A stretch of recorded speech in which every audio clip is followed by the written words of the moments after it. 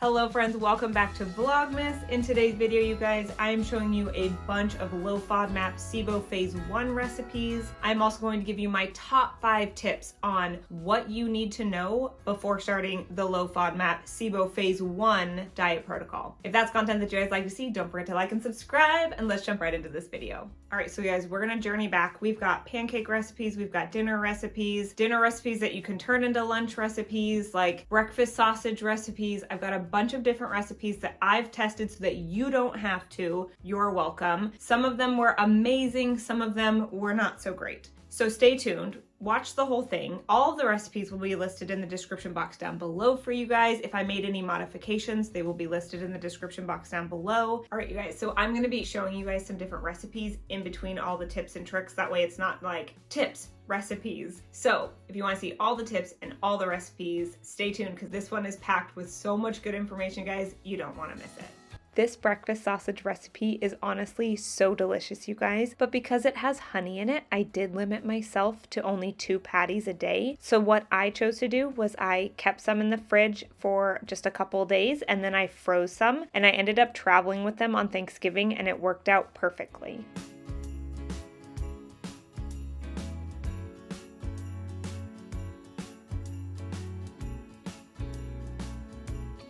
I just wanted to give you my top 5 tips on what you need to know before starting this low FODMAP SIBO phase 1 diet. Okay, because it's not easy. I filmed the first 7 days of me doing the low FODMAP SIBO phase 1 diet. If you guys want to watch and see what happened that week, there were some ups, there were some downs. Yeah, you gotta check it out. It'll be listed right here and in the description box down below for you guys. Go check that out before you start the diet. It just gives you a very raw and real, like daily check-ins, recipes, all that kind of stuff as well. And also, like, we had some really bad days in there, and that's just how it goes. So that is how I'm coming up with my top 5 tips. So tip number 1, if you guys watched the last video, you guys know I was hungry a lot. Okay, I planned snacks like carrots and cucumbers and tried making swaps for my apple and my smoothie. But my favorite smoothie has protein, healthy fat, it has carbs, like it has a lot of things in it that keep me full for a long time. And carrots, macadamia nuts, and cucumbers just don't keep me full as long as my healthy smoothie was. So making sure to find adequate food swaps is very important. Oh my goodness, you guys, I created these delicious pancake recipes just for you. They are so quick, so easy, and so full of flavor. I absolutely love them, and I really work to get the consistency not too dry for you. You guys absolutely have to check these out, and when you do, please go tag me on Instagram. I am CharleneTown_. I absolutely want to see your recipes. I want to be able to like and share them with the community. So don't forget to go follow me on Instagram and tag me with your recipes.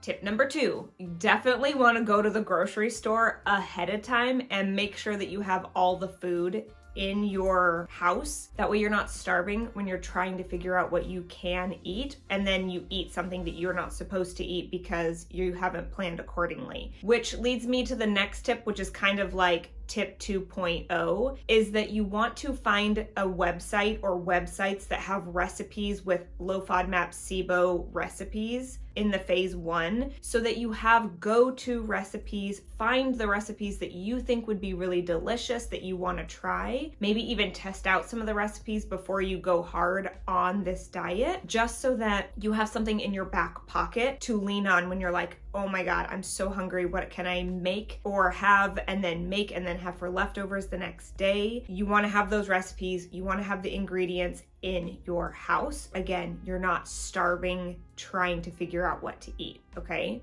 So I will have a couple websites listed down below. I also know how to modify recipes. So if you guys need help learning how to modify recipes, please let me know in the comments down below. Say, me, I need help with recipes in the description box down below so that I can give you guys the help that you need.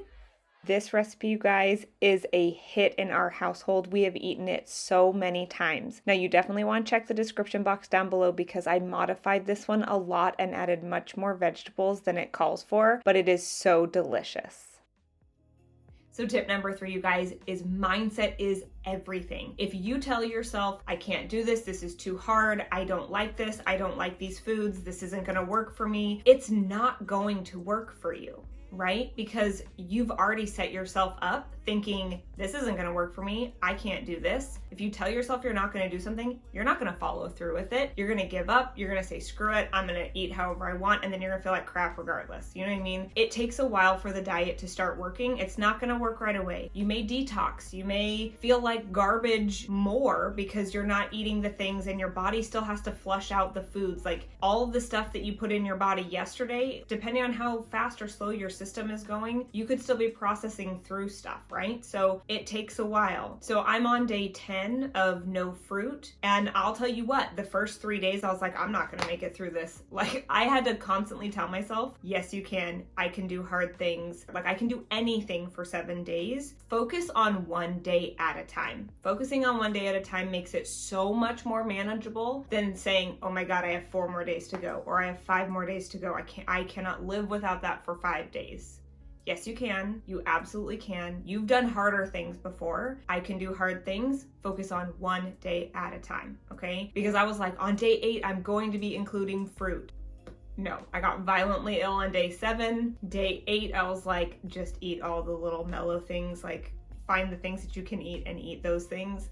And then I will slowly start to incorporate fruit and different things back into my diet, like sweet potato. I am dying for a little bit of sweet potato just to make me feel full longer, because sweet potatoes really help bulk up my meals, and I forgot. And in the phase 1 of my protocol, you can't have sweet potatoes. So I'm going to slowly incorporate a little bit more of that. Personally, that's what I'm going for.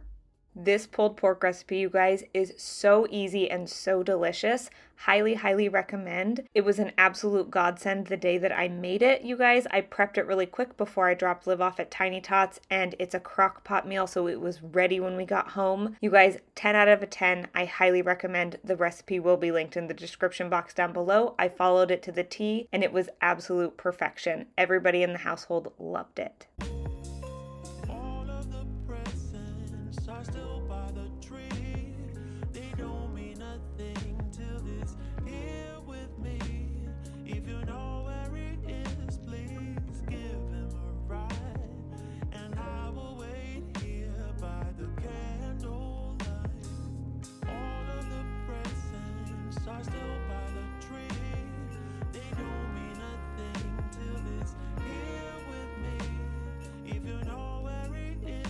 Tip number 4 is that your energy levels are probably going to be lower than when you were eating previously. Because if you're used to eating carbs for energy or lots of healthy fats for energy, I'm a healthy fats girl, okay? So avocado, eggs, making my smoothie has healthy fats in it, but you can't have avocado, or at least on my protocol, the low FODMAP SIBO phase 1 protocol that my holistic doctor gave me, which again, I will have that listed in the description box down below. It is also on my website, CharleneTown.com, that has lots of resources on it. Go ahead and go check it out. It's under the resources tab. When you're doing this very strict diet, it's probably not the time to be trying to hit PRs and make personal gains and really push hard. I would urge you to tune into your body and really give it what it needs. For me personally, I needed rest days. I needed to go on walks. Like I had to do gentle things. I also just got really sick. Like I'm doing the low FODMAP SIBO phase 1 diet because my SIBO is back so bad, you guys. I'm getting violently ill. Like if I accidentally eat something that I shouldn't, I am violently ill, and it takes hours. Like my body is weak and shaky and obviously throwing up in the bathroom. Like it's not good. And then I'm also weak the next day, probably because I haven't been able to eat anything, because when you're that sick, like you're not eating, right? So just know that your energy levels might be lower because you're eating differently. You're not able to fuel your body in ways that you normally do. Hi friends. Okay, so for this recipe, I actually made this recipe 2 nights ago. We're gonna cut into it. I will link it in the description box down below as always. I didn't get a chance to film this one just because it was like super busy, but I did make one swap for this. I didn't have gelatin, like the powdered gelatin, so I used tapioca flour and it worked okay, but it's not as set up as it should be, like the lemon coconut topping stuff. I should have used more. I should have used more of it. So we're gonna taste it together and I'll let you guys know if it's a thumbs up or a thumbs down. All right, you guys, so we're gonna give this a quick taste. What? Lives in the kitchen, it's fine, you're fine. The lemon rind makes it really bitter. There's like a half of a lemon rind in the base and then a half lemon rind in the top.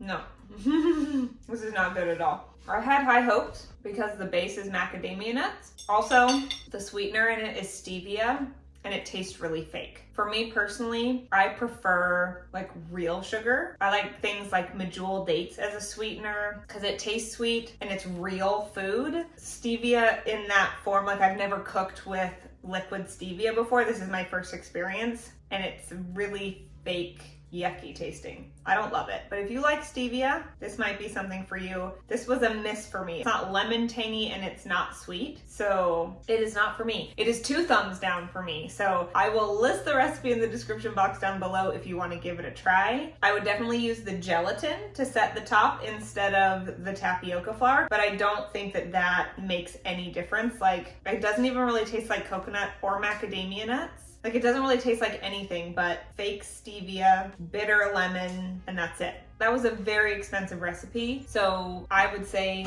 don't try that recipe. However, it will be listed in the description box down below should you choose to try it. And tip number 5, you guys, it is so crucial to keep some form of a food log, whether you just put notes on your phone, whether you write it down at the end of the night. Just take a little body scan at the end of the night. How's your body feeling? What foods did you eat? Do you feel good? Do you feel like you have energy? Are you super low energy? Are you bloated? Do you have really bad cramps? Like, how is your body feeling? And just write it down. Just take note. Be really observant about what's going on with your body because your body is constantly giving you messages and telling you things. And you need to listen to those cues and listen to what it's telling you so that you can use that information moving forward, right? So if you've cut out all the fruit and all the sweet potatoes and all of a sudden your bloating has gone down, and you feel like maybe your energy levels are up. Maybe what you were eating previously was really bogging your body down and now your body's like,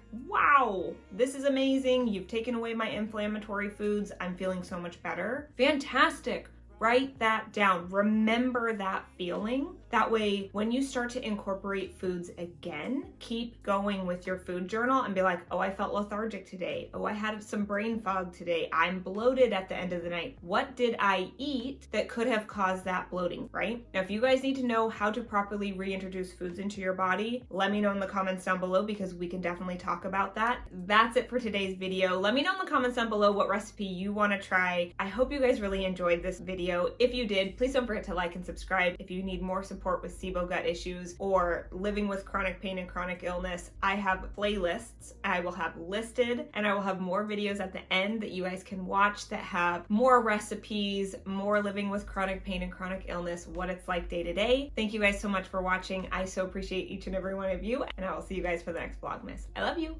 Bye.